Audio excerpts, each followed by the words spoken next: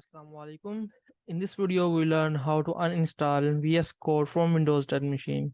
So let's start. If you're new to my channel, subscribe the channel and like the video. So from here on search bar, type here VS. So from here,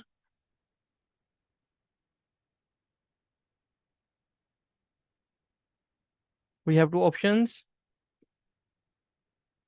Either we can click on here and click on uninstall.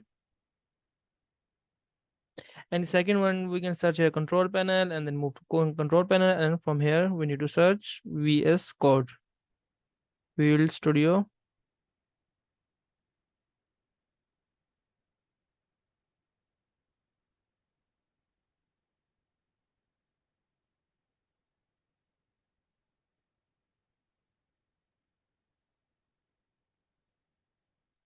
Store will studio code.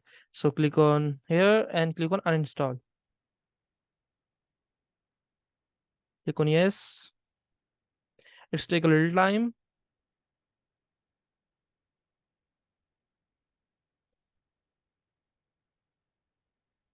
Click on OK. So you can see we don't have your studio code app in your system now. So good luck guys. If you have any curious question, feel free to comment below. Subscribe the channel, like the video.